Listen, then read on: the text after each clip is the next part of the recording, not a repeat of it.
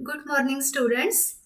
I am Dr. Sunita Dhawade, working as an assistant professor in Department of Computer Science and Engineering in Defense Institute of Advanced Technology, Pune. I am your Atal mentor. In previous lecture म्हणजे आधीच्या लेक्चरमध्ये आपण पाहिले होते की innovation म्हणजे काय, what is a role of Atal tinkering laboratories, आणि आपण ॲक्सेल अँड व्हील ही कन्सेप्ट ही पाहिली होती, ज्याच्यावर आधारित असे बरेचसे आपण संशोधन बघितले होते. तर आजच्या सेशनमध्ये आपण आर्टिफिशियल इंटेलिजन्स म्हणजे काय हे पाहणार आहोत. तर ह्या स्लाइडमध्ये तुम्ही बघत आहात टोनी शार्क उर्फ आयर्न मॅन आणि त्याचे ते जार्विस नावाचं AI based powered software. So Jarvis is nothing but just a rather very intelligent system. So it is a AI powered software and is in charge of all mechanical and electrical components of Stark's home and Iron Man suits.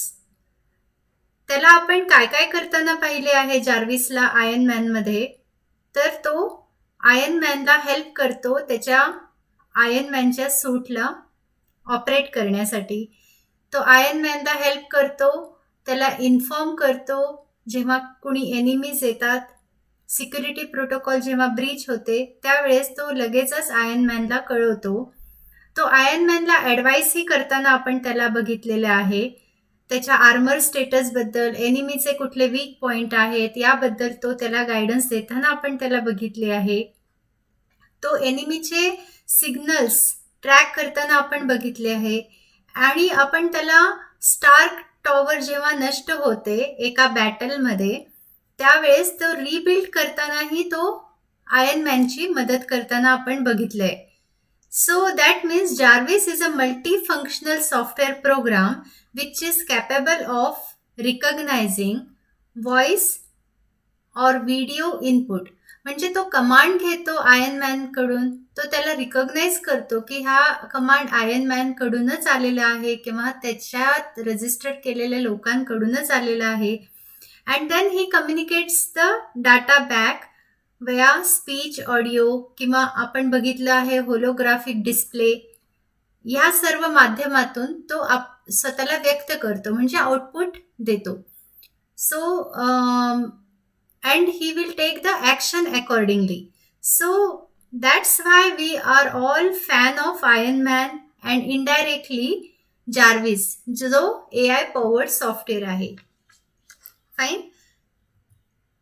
तसंच आपण transformer मूवीमध्ये आपण बघितले आहे की Optimus Prime हा AI powered transformer robotic machine जो which is meant for protecting the humanity and life on the earth असा आपण ट्रान्सफॉर्मर बघितला आहे, जो इमोशन रिकॉग्नाइज करू शकतो, जो कॅपेबल ऑफ थिंकिंग इंडिपेंडेंटली म्हणजे स्वतःचा स्वतः विचार करू शकतो, ॲक्शन घेऊ शकतो आणि तो स्वतःच्या लाईफला डेंजरमध्ये किंवा अडचणींमध्ये टाकू शकतो आपल्या जवळच्या लोकांना वाचवायला. तर ह्या सगळ्या गोष्टी आपण ऑप्टिमस प्राइम ह्या ट्रान्सफॉर्मर मूवीमध्ये पण बघितले आहे. तर हे झाले आपले फिक्शनल कॅरेक्टर्स ज्याच्यामध्ये AI आर्टिफिशियल इंटेलिजन्स आहे. तर इंटेलिजन्सला आपण कसं डिफाईन करू शकतो? So intelligence is capacity to think, learn and solve problems. Like तुम्ही सगळे इंटेलिजंट स्टुडंट्स आहात, तुम्ही विचार करता, यू लर्न म्हणजे तुम्ही शिकता एखादी गोष्ट आणि त्या शिकलेल्या नॉलेजनुसार तुम्ही एखादे माहीत नसलेले प्रॉब्लेम्स पण सॉल्व करायचा प्रयत्न करता. So that is nothing but your intelligence. So similarly when we say artificial intelligence, that means it is a कृत्रिम बुद्धिमत्ता. So how we can define it? Ability of a machine or computer program to think, learn and solve problems like humans. म्हणजे आपल्या माणसांजवळ असलेली जी बुद्धिमत्ता आहे तशाच प्रकारची बुद्धिमत्ता जर आपण कॉम्प्युटरमध्ये किंवा सॉफ्टवेअरमध्ये तयार केली, निर्माण केली, तर त्याला आपण आर्टिफिशियल इंटेलिजन्स म्हणतो. So what are its characteristics? First is, let us say, generalized learning, then reasoning and problem solving. So असा विचार करा, एक छोटा रोबोट इथे आहे. Fine.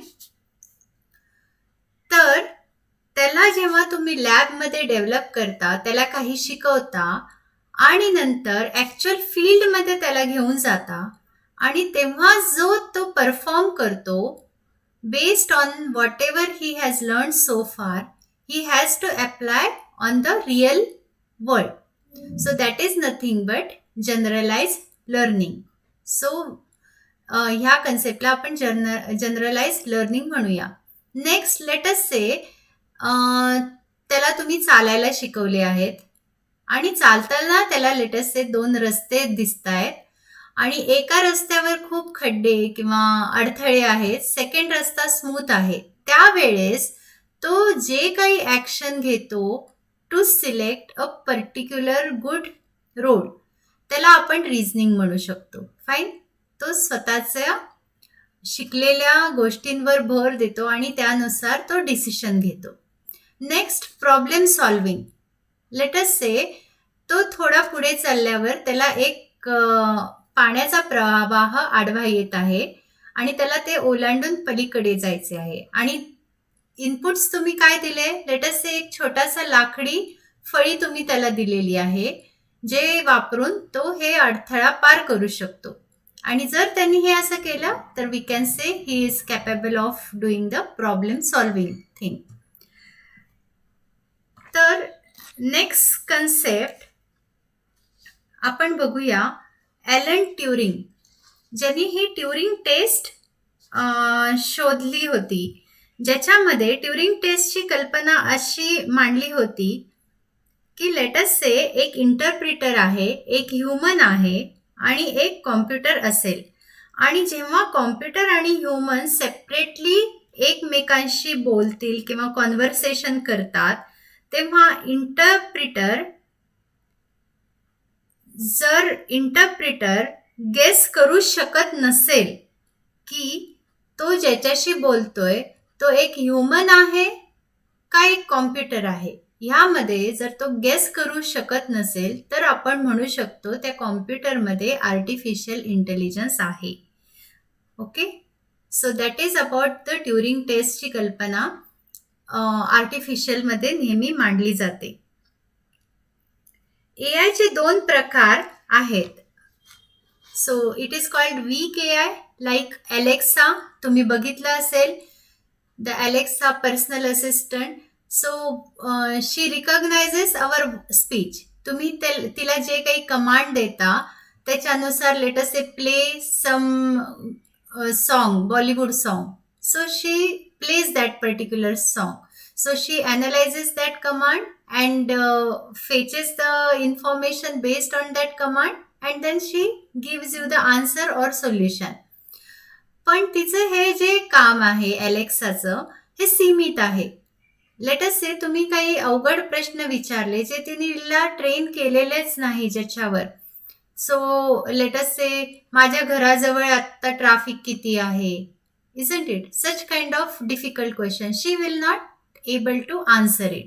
So that is called as a weak AI. But in case of strong AI, we have already seen the 2 fictional characters. So robots, that is Iron Man's Jarvis software आपण आता बघितलं आणि second होता transformer. So they are beyond capability of human also, we can say. ते perfectly act करतात. तर that is nothing but a strong AI. Okay. They are capable of doing many actions like a human. तर आपण त्याला strong AI म्हणू शकतो. Next आपण बघूया, मशीन लर्निंग आणि डीप लर्निंग हे कन्सेप्ट नेहमी आर्टिफिशियल इंटेलिजन्समध्ये येतात. So how we can define this machine learning? It is a subset of AI, म्हणजे एआयचाच एक पार्ट आहे ज्याच्यामध्ये अल्गोरिदम्स आहेत विच प्रोव्हाइड्स अ सिस्टीम किंवा कॉम्प्युटरला कॅपेबल बनवते की तो automatically it learns from a given data set. एखादा डाटा सेट तुम्ही त्याला दिलात, लेटस से तुम्ही दिलं वेगवेगळ्या कारचे models, okay, along with the car images तुम्ही त्या मशीन लर्निंग प्रोग्राममध्ये अल्गोरिदम्सला दिले. तर त्याचे फीचर्स आपल्याला त्या मशीन लर्निंगमध्ये द्यायला लागतात. So you can see here the input is nothing but a set of cars, fine, having labels. Label काय असतील? Let us a model, Alto असेल किंवा आपला टोयोटो कार असेल. So you are giving the labels. So that is nothing but the labels. तर हे car data set जर तुम्ही त्याला दिलात, but you have to extract the features from those cars. So let us से काय feature असू शकतात कारचे, एखाद्या कारचे कलर असू शकतो किंवा साईज असू शकतो, आकार असू शकतो, काही फीचर्स असू शकतात. तर हे सगळे तुम्ही ॲज अ फीचर एक्स्ट्रॅक्शन स्टेजमध्ये तुम्ही हे सगळे फीचर्स स्वतः मॅन्युअली कॅल्क्युलेट करता आणि मग ते तुम्ही एखाद्या मॉडेलला अल्गोरिदम्सला देता. So let us say this is a simple neural network model आहे जे मशीन लर्निंग अल्गोरिदम्समध्येच येत आहे. तर ह्याला तुम्ही ते देता आणि त्याला ट्रेन करता. ट्रेन करता म्हणजे काय? हेच इंटेलिजन्स त्याच्यामध्ये तुम्ही जनरेट करायला बघता या मॉडेलमध्ये, ज्यानुसार एखादं पर्टिक्युलर कार मॉडेल तुम्ही या अल्गोरिदमला नेक्स्ट टाइम दिलं, एकदा लर्न झाल्यावर दिलं, तर तो ऑटोमॅटिकली तुम्हाला प्रेडिक्शन देतो की तो कुठला मॉडेल आहे, अल्टो आहे का टोयोटोची कार आहे का any other kind of model. Fine, हे तो तुम्हाला ॲज अ आउटपुट देतो. Even it can tell car आहे का नॉट कार. फाईन, काही ट्रक असू शकतात किंवा काही असे, अशा गोष्टी पण तो तुम्हाला लर्न करून तुम्हाला आउटपुट देऊ शकतो. So that is called as a machine learning. It is a subset of AI. पण नेक्स्ट आपण बघूया डीप लर्निंग. सो डीप लर्निंगमध्ये we can say it is a subset of machine learning which uses multi layered neural network.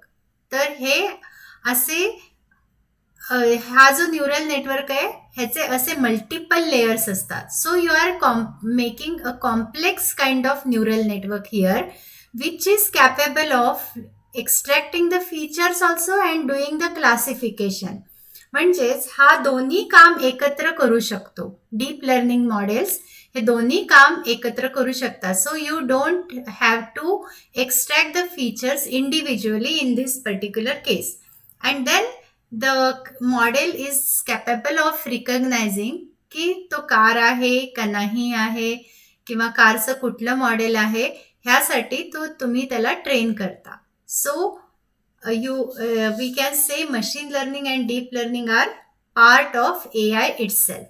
आणि सध्याचे जे संशोधन आहे हे सर्व डीप लर्निंग या पर्टिक्युलर क्षेत्रातच होत आहे. तर हे काही ॲप्लिकेशन्स आहेत जिथे AI वापरले जाते. Late us say from medical, health care, defence पासून ते entertainment, robotics, gaming, banking, government sector, agriculture, सर्व क्षेत्रामध्ये आजकाल मशीन लर्निंग, डीप लर्निंग आणि आर्टिफिशियल इंटेलिजन्स हे सगळे गोष्टी वापरल्या जातात. तर आपण काय करू, फर्स्ट आपण एक केस स्टडी बघूया. हे जे वर्क केलेले आहे ते आमच्या स्टुडंट टीमनी केलेले आहे. तर आपण हेल्थकेअर मधला एखादा प्रॉब्लेम AI बेस्ड सोल्युशननी कसं सॉल्व्ह करू शकतो हे आपण एक लाईव्ह डेमो बघूया. So that you will get the idea की आपण कसं प्रॉब्लेम आयडेंटिफाय केलं पाहिजे, कसं त्यावर वर्कआउट केलं पाहिजे, जसं अवेलेबल टेक्नॉलॉजी त्यासाठी कशी वापरली पाहिजे ह्याचं तुम्हाला साधारण एखादं अंदाज येईल. सो लेट अस से प्रॉब्लेम आयडेंटिफिकेशन स्टेजमध्ये आम्ही काय केलं, clinical trials have shown that most patient with COVID-19 have severe lung infection. तर आत्ता आपण सध्या कोविडबद्दल खूपच बोलत आहोत. तर आम्ही अशा लिटरेचर मध्ये बघितले आहे, कोविड रिलेटेड वूचे जे डायरेक्शन्स आहेत त्याच्यामध्ये बघितले आहे की जे कोविडचे पेशंट असतात त्यांना सिव्हिअर लंग इन्फेक्शन्स होतात. सो ह्या चेस्ट एरिया आहे आणि हा जो पार्ट आहे that is called as a lungs. So right lung आणि लेफ्ट लंग हे असे आपल्याला दोन पार्ट दिसत आहेत. तर chest X-ray and CT scan images have been shown to be effective imaging technique for diagnosis of lung related diseases like pneumonia. तर आम्ही हे पण वाचलं होतं की एक्सरे आणि सीटी स्कॅन इमेजेस सध्या लंग रिलेटेड काहीही इन्फेक्शन्स असेल तर ते डायग्नोस करण्यासाठी इफेक्टिव्हली वापरले जातात. तर तुम्ही एक्सरे वगैरे ह्या गोष्टी आतापर्यंत पाहिल्याच असतील. फाईन. तर त्याच्यामध्ये ह्या गोष्टी कॅप्चर होतात. तर हे काही असे कोविड पेशंटचे आम्ही इमेजेस पण पाहिले, ज्याच्यामध्ये आम्ही बघितलं की कोविड पेशंटला जे काही सिग्नेचर्स मिळतात किंवा त्यांच्या लंगमध्ये जे हे असे व्हाईट कलरचे तुम्ही ढगासारखे जे पॅटर्न असे बघत आहात, okay, that is called as a ground glass opacification and consolidation effects. तर हे सगळे आम्ही असे वेगवेगळे पॅटर्न बघितले होते जे कोविड पेशंटच्या चेस्ट एक्सरे मध्ये दिसतात. तर इथे तुम्ही बघत आहात एक एक्झाम्पल जिथे जेव्हा एखाद्या त्या व्यक्तीला ऍडमिट केले होते त्यावेळेस त्याचा चेस्ट एक्सरे कसा होता, 4 तासांनी कसा झाला, 24 तासांनी कसा झाला, 2 दिवसांनी कसा झाला आणि 3 दिवसांनी कसा झाला. So like that it is a example. तर ह्या सर्वांमध्ये आपल्याला कळून येते की कोविडचे जे पॅटर्न्स आहेत ते वेगळे आहेत आणि आपण त्याला ओळखू शकतो. फाईन. एखादा रेडिओलॉजिस्ट त्याकडे बघून सांगू शकतो की सिव्हिअर लंग इन्फेक्शन आहे. So that is a problem we have seen. Okay. आणि त्यानंतर आम्ही हे पण बघितले chest x-ray is more widely accessible. म्हणजेच एक्सरे आजकाल आपल्याला बऱ्याचशा लॅब आणि हॉस्पिटल्समध्ये इझिली अवेलेबल आहेत आणि ते फास्टर इमेजिंग टाइम आहे. म्हणजे आपल्याला हार्डली 15 ते 20 मिनिटात तुम्हाला त्याचे रिझल्ट्स मिळतात आणि कॉस्ट पण त्याची कमी आहे compared to CT scan images. Fine. आणि कोविड-19चे जे स्टँडर्ड RT-PCR टेस्ट आहे जे इथे तुम्ही बघत आहात, यामध्ये स्वॅब टेस्टिंग, नॅझल स्वॅब घेतले जातात आणि ते एखाद्या लॅबमध्ये पाठवले जातात आणि तिथे टेस्टिंग होते आणि या सगळ्या प्रोसेसला जी आत्ताची मेथड फॉलो केली जाते त्याला साधारण 2 दिवस लागतात रिझल्ट यायला आणि ही कॉस्टली पण आहे. ही आय थिंक 2,500 रुपये असा काहीतरी खर्च असेल. तर ह्या सगळ्यामध्ये मग आम्ही विचार केला, मग एक्सरेलाच आपण का नाही वापरायचं for detecting the particular Covid patients. त्यामुळे काय होईल, मास टेस्टिंग पॉसिबल आहे, बऱ्याचशा गोष्टी आपल्याला याचे होऊ शकतात. So then we came to know की हे जे टेक्नॉलॉजी अवेलेबल आहे, what is that technology? Deep learning techniques आत्ताच आपण बघितले आहे. हे आत्ता सध्या effective way of helping radiologist to evaluate a large number of chest X-ray images that can be crucial for secure and accurate COVID-19 screening. तर deep learning technology ज्या प्रकारे ऑब्जेक्ट डिटेक्शन अशा कॉम्प्लिकेटेड टास्कला वापरली जाते, तर सेम टेक्निक आपण का नाही ते वापरू शकत? So then we started learning the Python base for the deep learning technique implementation and then we tried to develop a model. तर ह्याच्यामध्ये आम्ही मग CNN बेस्ड कोविड-19 चेस्ट एक्सरे इमेज अनालिसिस हे सॉफ्टवेअर जे आर्टिफिशियल इंटेलिजन्स बेस्ड सॉफ्टवेअर आहे ते आम्ही develop केले. आणि हे करताना आपल्याला एक गोष्ट ध्यानात घ्यायला लागेल, हे सॉफ्टवेअर कुणालाही वापरता यायला पाहिजे. So that means it should B compatible using standard web browser किंवा स्मार्टफोनवर पण चालला पाहिजे, राईट? ह्या सगळ्या गोष्टी तुम्ही जेव्हा एखाद्याला काही प्रोडक्ट डेव्हलप करणार असाल तर ह्या सगळ्या गोष्टी तुम्ही विचारात घेतल्या पाहिजेत. त्याच्यासाठी एखाद्या एंड युजरला तुम्ही किती इझिली ॲक्सेसेबल हे सगळं करून देऊ शकता हे तुम्हाला जमले पाहिजे, मगच तो माणूस ते सॉफ्टवेअर वापरेल, राईट? जर तुम्ही त्याला कॉम्प्लिकेटेड थिंग दिलं तर तो शिकू नाही शकणार आणि मग आपलं मोटिवेशन सॉल्व नाही होणार. Second, late us say it should do the faster detection. ते तर नॅचरली आपल्याला करायला लागेल. जर RT-PCR ड्रॉबॅक्स आहेत त्याला टॅकल करायचे आहेत, तर तुमचं जे सॉफ्टवेअर आहे तो विदिन फ्रॅक्शन ऑफ सेकंड्स तुम्हाला लगेच अपलोड केल्याबरोबर चेस्ट एक्सरे इमेज त्यांनी सांगता यायला पाहिजे त्याला की हे पर्टिक्युलर इमेज ॲबनॉर्मल आहे आणि तुम्ही नेक्स्ट टेस्टला जाऊ शकता, राईट? आणि easy to operate, of course it should be. Then तुमच्या मेडिकल स्टाफला त्याच्यामुळे यूज झाला पाहिजे, so accuracy should be good.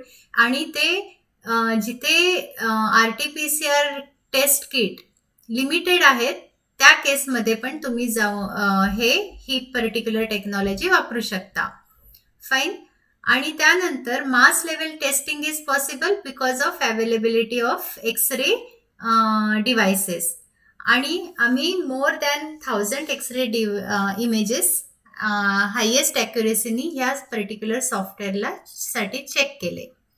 तर ह्याचं युसेज कसा केलेला आहे? लेटेस्ट आमची ही वेबसाईट आहे आणि इथे आम्ही एक छोटंसं टॅब ठेवला, ओके, ज्याच्यावर क्लिक करून एखादा माणूस आपला स्वतःचा चेस्ट एक्सरे इथे अपलोड करू शकतो. सो हे सिम्पल युजर इंटरफेस आहे. हे मोबाईलवरही तुम्ही ओपन करू शकता. इथे ब्राउज बटन क्लिक केल्याबरोबर तुम्हाला नंबर ऑफ इमेजेस तुमच्या ज्या गॅलरीमध्ये असतील किंवा तुमच्या लॅपटॉपच्या ह्याच्यावर असेल, फाईल फोल्डरमध्ये असतील, ते तुम्ही सिलेक्ट करायचे आहे. फाईन. आणि त्यानंतर एक डिस्क्लेमर आहे, तुम्हाला आय ॲग्री म्हणून टिक करायचे आहे आणि नंतर you will select what get predict. So whatever selected image will be displayed here. So you will confirm okay हे तेच इमेज आहे का नाही जो आपण सिलेक्ट केलेला आहे. फाईन. जेव्हा गेट प्रेडिक्शन म्हणतो, the software will be capable of giving the output की ओके हे ॲबनॉर्मल एक्सरे इमेज आहे आणि तुम्ही हे क्लिनिकली कोरिलेट करा, म्हणजे तुम्ही डॉक्टरांपाशी आता जायला हवं, असं तुम्हाला आउटपुट मिळेल. आणि पुढचे अजून काही इमेजेस चेक करायचे असेल तर तुम्ही इथे क्लिक करू शकता. The purpose of telling this is that तुम्ही जे काही प्रोडक्ट बनवाल किंवा इनोव्हेशन कराल, it should be simpler to use for the end user. तुम्ही त्याचं काम आपल्याला सोपं करायचं आहे, एंड युजरचं काम. Fine. So you have to think in that direction की तुम्ही त्याला युजर इंटरफेस किती सिम्पल करून द्याल आणि त्याचं मोटिवेशन किंवा एम पण सॉल्व्ह होईल आणि ज्यामुळे तो वापरू शकेल. नंतर आम्ही काय केलं, हे डीप लर्निंग मॉडेलला डेव्हलप करताना जो स्टँडर्ड डाटा सेट अवेलेबल होता तो घेतला, that is called as a training samples. So training सॅम्पल्समध्ये लेबल्स असतात. लेबल्स म्हणजे काय? जसे आपण बघितले, कार आहे तर ती अल्टो आहे का नाही, हे अल्टो जे आहे late us say that is nothing but label. तसे ह्या ट्रेनिंग सॅम्पलमध्ये काय असतील, चेस्ट इमेजेसचे इमेजेस असतील, चेस्ट एक्सरे इमेजेस, आणि त्याचे लेबल काय असेल बरे, की तो नॉर्मल पेशंट आहे का कोविड पेशंट आहे, जे ऑलरेडी RT-PCR किटमधनं आपल्याला सापडलेले आहेत. तर असे ट्रेनिंग सॅम्पल्स आम्ही घेतले. आता डीप लर्निंग टेक्नॉलॉजीला जनरली खूप मोठा डाटा सेट लागतो. So we have taken almost 30,569 images घेतले आणि टेस्टिंगसाठी आम्ही टेस्ट डाटा सेट जो आहे तो ह्या मॉडेलला टेस्ट करण्यासाठीच फक्त यूज केला, म्हणजे to give a generalize learning capability, जे आपण आत्ता बघितलं होतं कन्सेप्ट. तर हे लॅबोरेटरीमध्ये आम्ही टेस्ट केले 13,000 सॅम्पल्ससाठी. ज्याला आता त्यामुळे मॉडेल ट्रेन झाले, त्याला कळले आहे की ह्या पर्टिक्युलर असे सिग्नेचर असेल, असे काहीतरी इमेजेस असतील तर हे कोविडचे असतील आणि हे असे असतील तर लेटेस्ट नॉर्मलचे असतील, असं तुम्ही त्याला ऑलरेडी आता त्याला आर्टिफिशियल इंटेलिजन्स सॉफ्टवेअरला शिकवलेलं आहे. सो नाऊ टेस्ट सॅम्पल्स वापरून तुम्हाला त्याचं ॲक्युरसी बघायला पाहिजे बिफोर लॉन्चिंग दिस पर्टिक्युलर प्रोडक्ट. तर टेस्ट सॅम्पल्समध्ये आम्ही लेटेस्ट 1510 इमेजेस घेतलेले आहेत आणि हे तुम्ही बघत आहात. हा ग्राफ आहे जो आपल्याला दर्शवतो की ट्रेनिंग ॲक्युरसी पण चांगली आहे आणि व्हॅलिडेशन ॲक्युरसी पण चांगली आहे. म्हणजे टेस्टिंग ॲक्युरसी पण मला हायेस्ट मिळत आहे. 1 means highest, 0 means very low. आणि हे जे आहेत हे ट्रेनिंग लॉस आणि व्हॅलिडेशन लॉस आहेत जे कमी असायला हवेत आणि ते आहेत. सो मग टेस्ट केल्यानंतर आम्हाला कळले की डीप लर्निंग मॉडेल जे आम्ही काही बनवले आहे तो व्यवस्थित आहे for given data set. But इथेच आपण थांबू शकतो का? नाही. तर आपल्याला जेव्हा आपण त्या डोमेनसाठी हे काही सॉफ्टवेअर बनवतो, लेटस से हेल्थ केअरसाठी बनवतोय आपण, मेडिकलसाठी, तर तिथल्या स्पेशलिस्टचं आपल्याला कन्सल्टेशन घ्यायला लागेल. Fine. So then once you make a product in any domain, you have to consult with the experts in that domain for verification and validation. So these are the details. तर आम्ही radiologist, doctors ह्यांच्याशी बोललो, त्यांच्याकडचा जो data set आहे त्याच्याशी पण check केला. And then their suggestions, opinions to improve the software we have taken. Fine. So this is called as a product development phase. तर ह्यामध्ये आपण बघितलं कसं आपण प्रॉब्लेम आयडेंटिफाय करायचा आहे एखाद्या गोष्टीशी रिलेटेड. म्हणजे कोविड-19 सिनॅरिओमध्ये आपण प्रॉब्लेम काय बघितला? RT-PCR किटला खूप वेळ लागतो त्याचं रिझल्ट येण्यासाठी. मग आपल्या इथे जेव्हा कम्युनिटी ट्रान्समिशन होत आहे या डिझिजेसचे, तर त्या केसमध्ये आपल्याला काय केलं पाहिजे? मास टेस्टिंग लेवल वाढवले पाहिजे. पण RT-PCR किटची संख्या जर आपल्याकडे कमी असेल तर मास टेस्टिंग अवेलेबल नाही. मग आपण एक्सरे किंवा अदर काइंड ऑफ काही इक्विपमेंट्स वापरू शकतो का? मग ह्या डायरेक्शननी आपल्याला सोल्युशन बघायला पाहिजे. आणि ते करताना आपल्याकडे अवेलेबल काय टेक्नॉलॉजी आहे? AI आहे, पायथॉन प्रोग्रामिंग आहे, डीप लर्निंग कन्सेप्ट्स आहेत. So all these things matters. And finally you will develop some product and then you have to consult for the verification and validation. You have to consult to the experts in that domain. So ही एक अशी process generally असते. Fine. तर हे just as a case study म्हणून मी तुम्हाला इथे दाखवित आहे. फाईन. तर आता तुम्हाला काय करायचं आहे? You list various problems people are facing during COVID-19 scenarios. तर आता तुम्ही रोज पेपर वाचत असाल, न्यूज चॅनल बघत असाल तर आणि तुम्ही स्वतः ह्या सिच्युएशनमध्ये जात असाल तर तुम्ही बघा आजूबाजूला की काय असे प्रॉब्लेम्स लोक फेस करत आहेत कोविड-19च्या काळामध्ये. Fine. And look at some model technological solutions provided by the innovators to tackle some of these problems. म्हणजे आता त्या बऱ्याचशा गोष्टी सॉल्व करायला बरेचसे शास्त्रज्ञ किंवा इवन कॉलेजातील इंजिनिअरिंगची मुलं धडपड करत आहेत, काहीतरी नाविन्यपूर्ण संशोधन करत आहेत ह्या सगळ्या प्रॉब्लेम्सला सोल्युशन द्यायला. तर ह्या सोल्युशन्स पण तुम्ही वाचा. Okay. And then you start thinking की तुम्ही काही स्वतः काही असं सोल्युशन देऊ शकता का? तुमच्या डोक्यात काही कल्पना येते का? आणि तुम्ही हे पण करायला हवं. Do you need AI technology for solving this problem? ह्या गोष्टीवर विचार करायला हवा तुम्हाला. आणि जर असेल तर त्यासाठी तुम्हाला काय केलं पाहिजे? फर्स्ट पायथॉन म्हणजे काय किंवा एनी अदर प्रोग्रामिंग लँग्वेज ज्याच्यामधून आपण AI बेस्ड सॉफ्टवेअर डेव्हलप करू शकतो ते शिकले पाहिजे. तर ह्या लॉकडाऊनच्या काळात तुम्ही ह्या गोष्टी शिकू शकता. फाईन. जेव्हा स्कूल चालू होईल तुम्ही तुमच्या ATL लॅबमध्ये वेळ घालवू शकता. तिथे असलेले सगळे इक्विपमेंट्स तुम्ही बघा आणि त्यांचे फंक्शनॅलिटीज बघा आणि think if you can use these available equipment to build AI based solutions more effectively. हे तुम्ही करू शकता. म्हणजे ह्या जे तुम्हाला अटल टिंकरिंग लॅबमध्ये इक्विपमेंट्स दिलेले आहेत त्याच्यामध्ये तुम्ही AI पॉवर्ड सॉफ्टवेअर जर बिल्टअप करू शकलात आणि काही प्रॉब्लेम सॉल्व्ह करू शकलात, then that is a very good thing. Fine.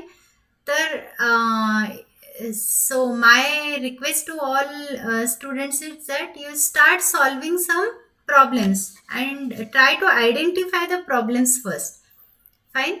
And try to give a very simple good graphical user interface to all such kind of software whatever you will develop.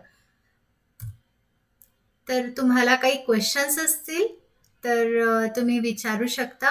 हे video lecture मी ह्याची link share करत आहे तुमच्या WhatsApp ग्रुपमध्ये. So thank you. आपण पुढच्या लेक्चरमध्ये लवकरच भेटूयात, ज्यामध्ये आपण पायथॉन प्रोग्रामिंगचे काही बेसिक्स पण आपण शिकूयात. फाईन. थँक्यू.